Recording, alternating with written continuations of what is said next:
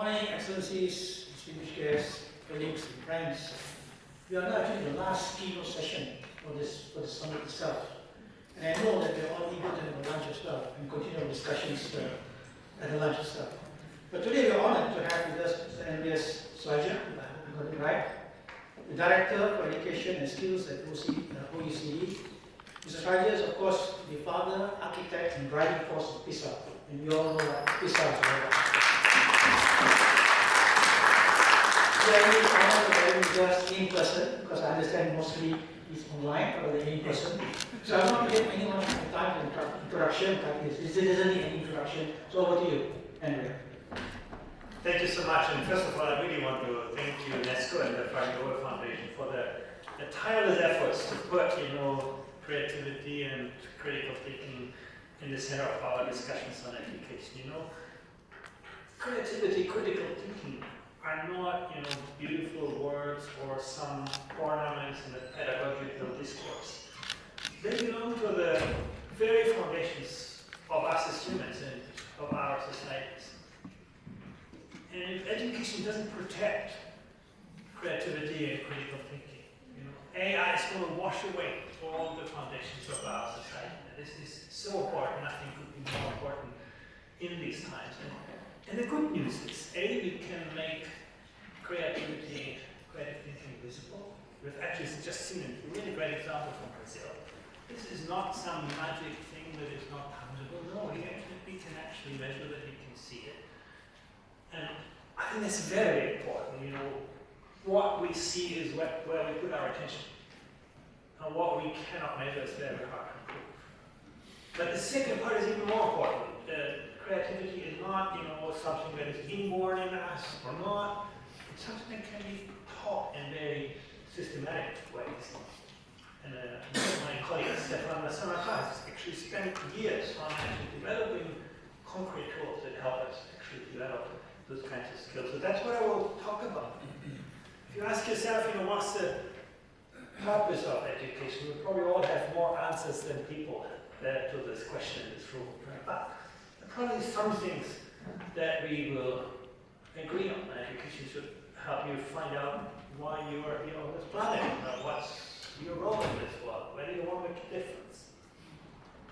Education should help you find out where you can become really good at. That requires people around you who are great mentors, great coaches, creative designers of innovative learning environments. But finding your passion doesn't make you happy in life. What makes you happy is usually the way to make a difference to other people. What does the world need from you? And can you translate what you know, what you can do into better jobs and better lives? All of that is really, really important.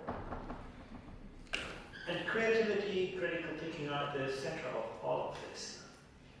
I want to show you just a couple of results from our PISA assessments. When you ask yourself, which is the most best performing system in classical academic disciplines among the countries of the OECD, you always come to a country like Japan.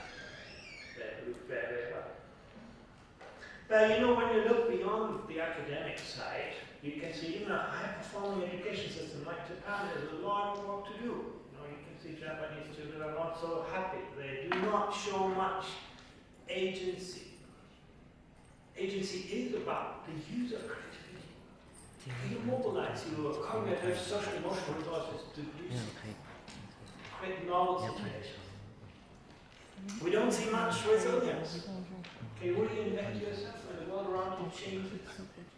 So these are incredible parts of being successful in today's world, beyond the academics. Let me bring you to the other end of the world, Peru. These are the PISA results of Peru. You can see Peruvian kids really struggle with mathematics and science and reading and all of that. The yellow bar is very short. The education system has a long way to go.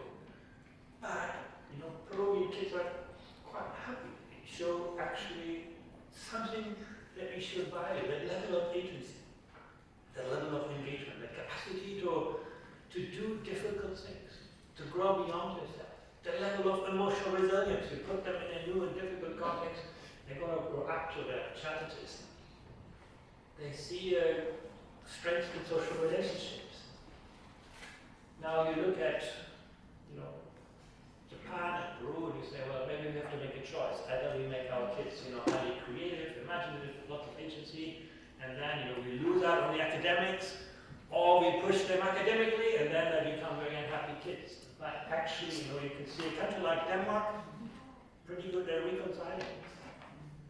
Danish kids are pretty good academically, they're happy children, good level of agency, good level of emotional resilience. So why do I show you this? Because it would be a bad mistake to see mathematics and creativity as opposing ends on a spectrum that we have to navigate and make trade-offs in between. There are two sides of the same coin. This is really, I think, the important part that we are really talking about the ingredients of education. And this is the most depressing chart that I will show you. We looked at creativity among 15-year-olds and 10-year-olds, and in virtually every education system for which we had data, we found that 15-year-olds were less creative than 10-year-olds. If I would tell you here, your 15-year-olds do worse in mathematics than your 10-year-olds, you'd probably say, there must be something going on that is wrong in schooling, that we're losing things, not gaining things. But in creativity, that's exactly what the data show us. Why are we surprised? Because we do not usually look at this. We only look at the growth in reading and maths and science, but we do not see what's happening to creative skills. Now, I know developmental psychologists will say, oh, that's all very natural, if you become older, you become more self-critical, and so on. But, it varies a lot across education systems. It really shows us there is something in our education systems, in our compliance-based cultural education, that makes us lose some of that creativity. We often reward students for answers, not the questions. And whenever young people believe that questions will lead to trouble rather than answers, something fundamentally goes wrong in education. You've got to look at those kinds of things. Now, the good thing I already mentioned, we can measure those kinds of things and we can do something about it. And that's what we focus in our work on the OECD. On the measurement side, the first thing that people want to see is where do countries come out on creativity, and you can do that. You can basically list countries in that kind of creative capacity of young people, and this has some familiarity with what we see in academics, but also lots of differences. And what I want to do is talk a little about the difference. When you actually see, how do countries perform relative to what you expect from their academic skills? At the top of the list, you find countries like Chile, Mexico, Australia. They're doing actually a lot better on creative skills than what you would have expected in academic performance. Interestingly, also there's a good, variation in East Asia's performance of this. There are some systems, I think Singapore is a good example, where Singaporean kids do even better on creative thinking than they do in mathematics. They do already very well in mathematics. But you can say, I just came back from Hong Kong. Hong Kong is an example where you can say, they're doing extremely well in mathematics, but creativity is not some of their strengths. So, point here is creativity is not a byproduct that you get from a good academic education. It's something that requires extra attention. And that's incredibly important. It's not something that just grows and you do well.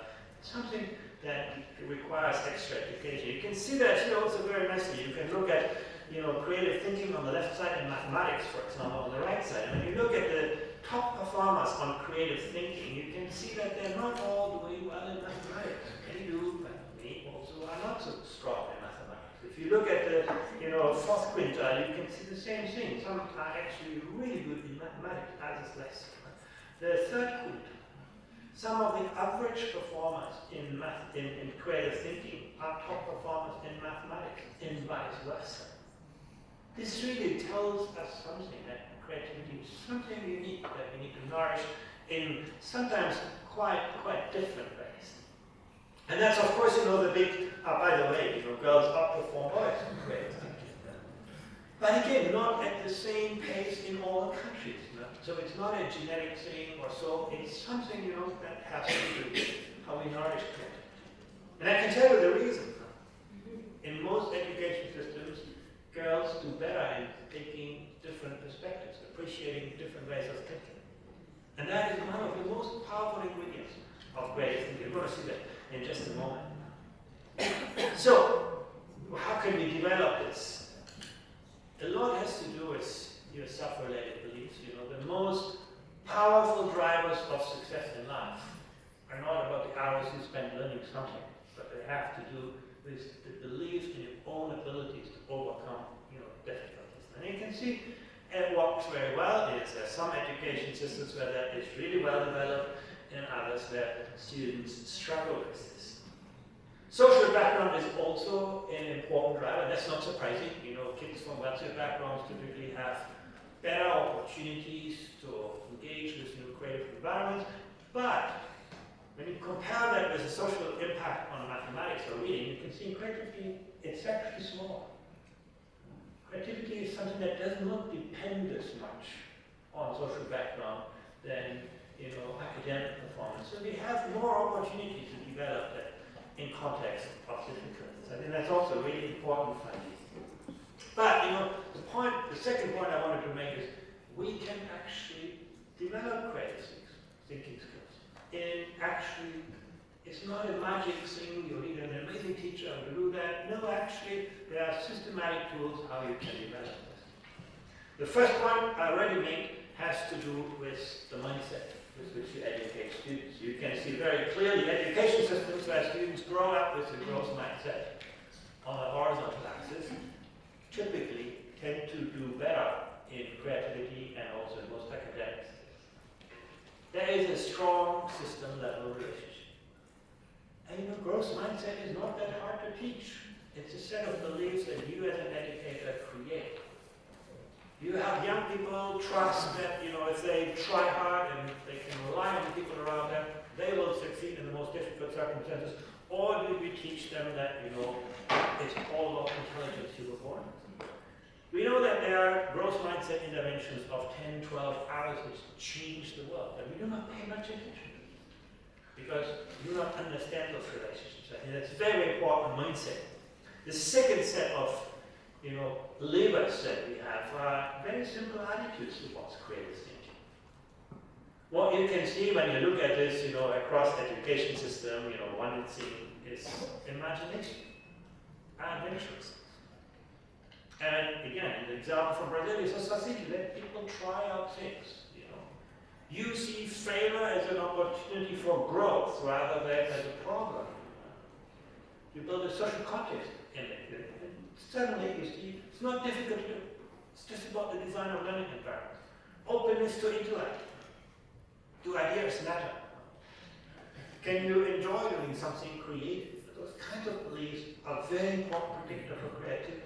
Openness to art and experience. You know, often we define art as a kind of extracurricular kind of thing that we put on top of the education system. But here you can see this is one of the very foundations of becoming creative. But again, it's not difficult to do. And then, you know, sense of self-efficacy, I already talked about it. That has a lot to do with the kind of beliefs that are being shaped in education system. You look at this list, you know, it's actually simpler than teaching students calculus or trigonometry. Actually, very, very simple ingredients to do that. A third predictor I wanted to highlight is social emotional characteristics. When you think about it, you know, the link between perspective taking is quite obvious. You know, creativity is about engaging with novelty, with connecting the dots where the next big idea is coming from. Very important, and you can see, I mentioned already, girls tend to do better than boys on that in most education systems, and that helps them become more creative thinkers. Curiosity, you would have not been, you know, surprised by this, but persistence. Innovation is not just about you having an amazing idea, it's about actually very systematically exploring and pursuing things, and helping young people to do that is very important. Stress resistant, being assertive, cooperation. Again, we saw that example in robotics. You can create learning environments where students work together to solve creative problems. And then, you know, being in control of your emotions. When you fail, what are you going to do with this? Is that an opportunity for growth? Are you going to give up? Those kinds of things. Again, you look at this list and you ask yourself, any teacher could be doing this if we create the right learning environment. It's not that you need some special curriculum or expert to do this. It's really something that is very important. And it comes to, teacher support. Growth mindset has a lot to do. Do I trust in the resources around me? And you can see it varies a lot across countries. Some countries where virtually every teacher feels my teachers are available when I need help, and there are some countries where, it's only a minority of students.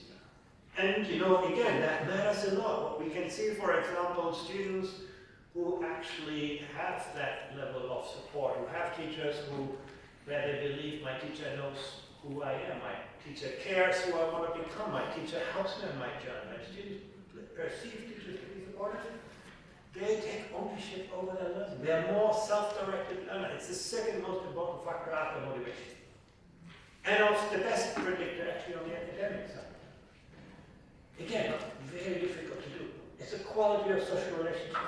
We want to educate for creativity, we have to pay attention to the quality of social relationships. Yeah, here's also an interesting aspect. People often associate anxiety in learning with, all things get too difficult, or there's too many difficult tests and all of this. We find no relationship between the demands placed on students and their levels of anxiety. Zero relationship.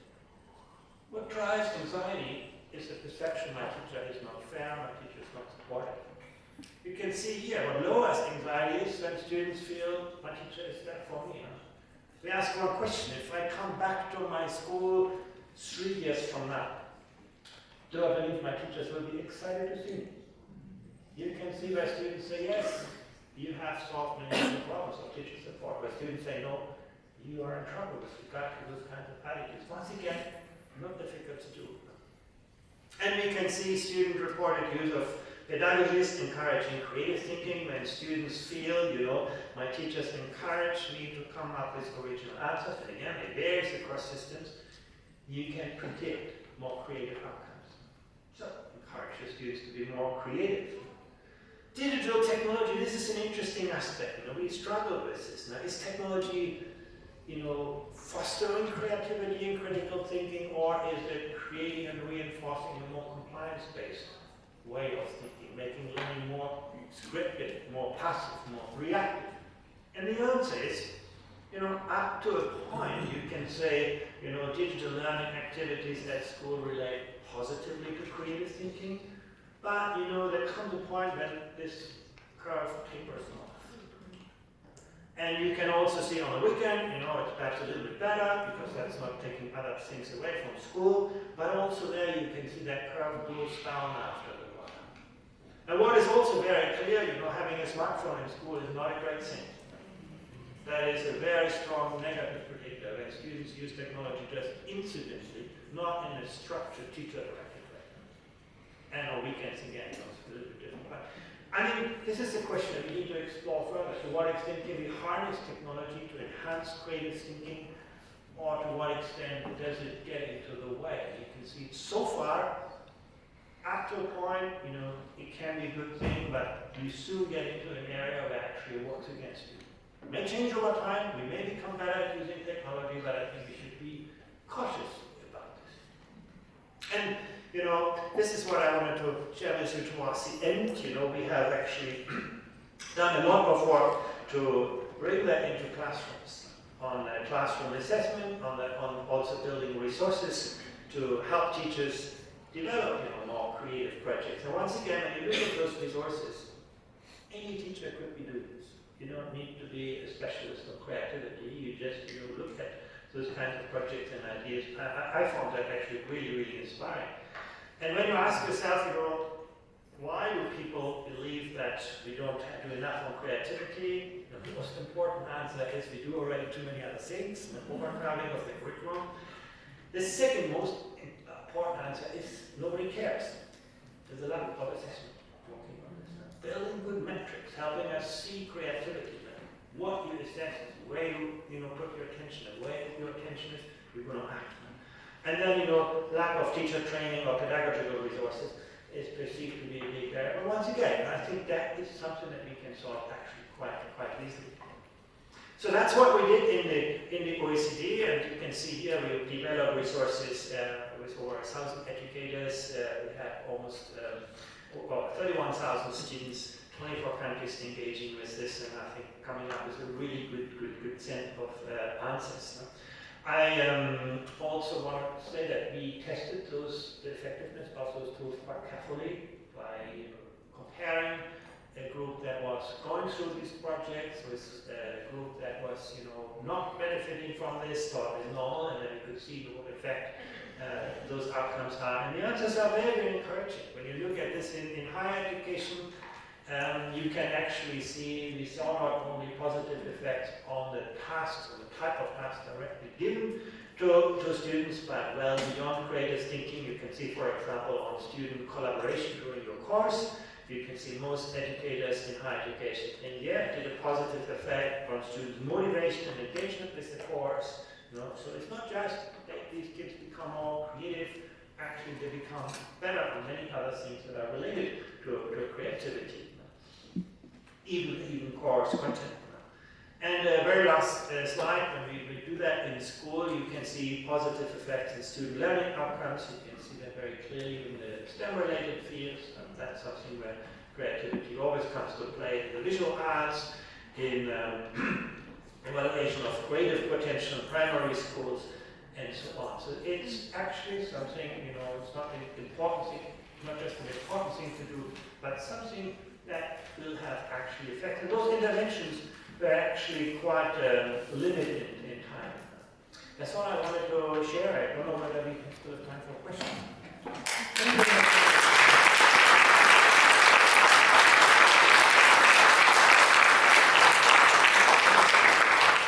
Thank you, Andreas.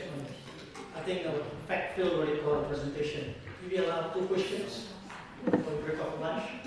I'm sure somebody must have some burning questions here, because a lot of data was presented. Anybody? 1, 2. Okay. First.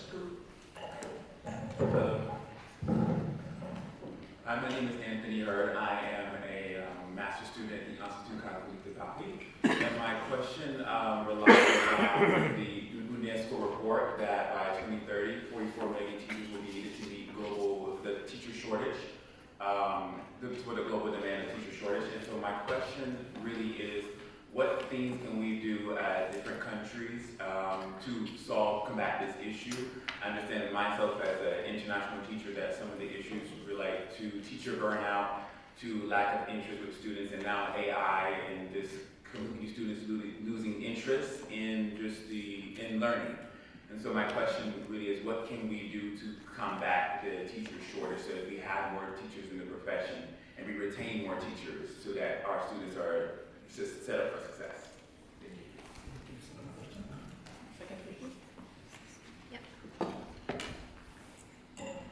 Hello, my name is Marie Otilien. I come from Inland County Municipality in Norway.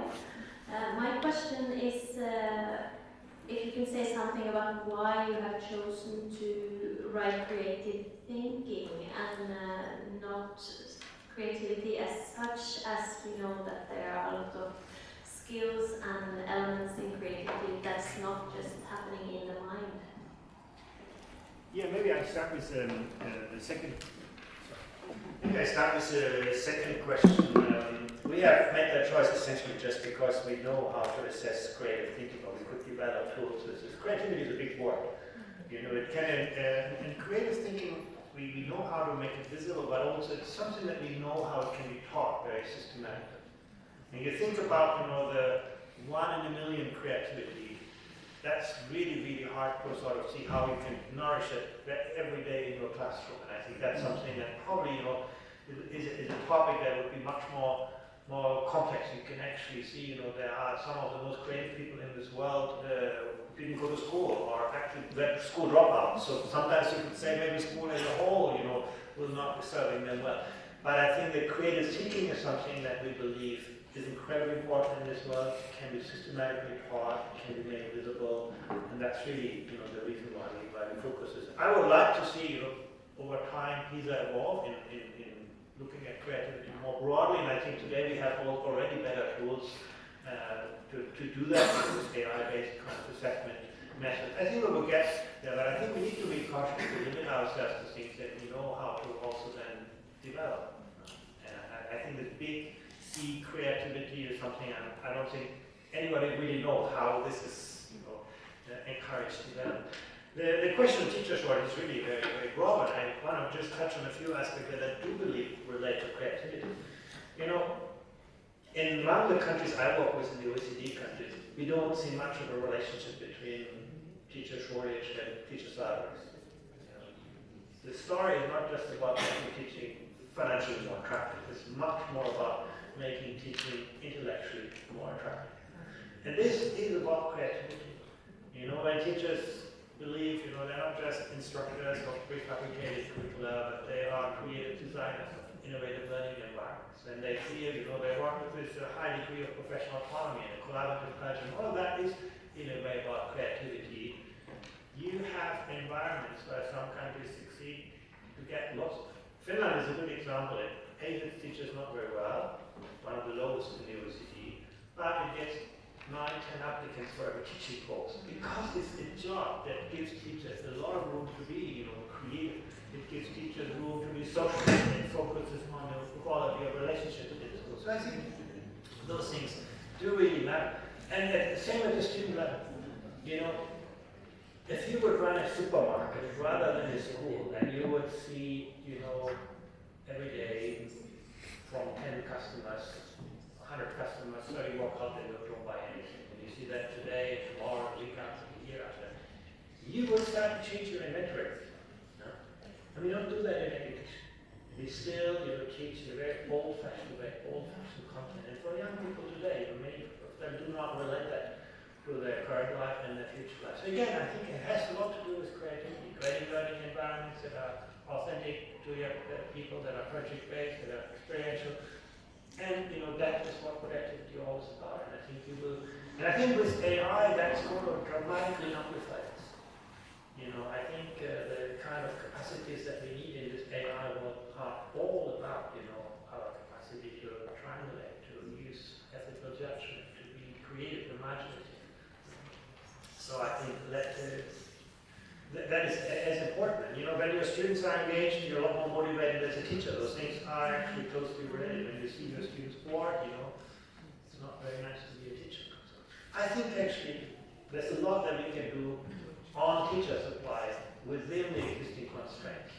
If it would all be about money, I would not be very hopeful, because there isn't going to be much more money for education in the next years. But I think there's a lot that we can do in education to make teaching intellectually more attractive, and also to the way we configure space, time, people, relationships, technology. We should be more creative as system designers as well. Thank you very much, Andreas, for giving time. I'm not going to summarize what you just said. I think from what you just said, we all know that he is one of those influential voices in terms of education, benchmarking, and measuring. And I think one thing you just said is not talking about measuring creativity, but creative thinking. That's the key to the whole thing. That's number one. Number two, I think also said something which affects me as a male. Girls are better at this than men are. Something we have to think about. Number three, I think we emphasize the role of the teacher. The teacher is still crucial for everything. And the teachers have to instill this growth mindset. And that's something that you mentioned very quickly. And also said that there must be a love for the students and the teachers itself. That's something that we can do in the classroom setting. So once again, let's thank Andreas.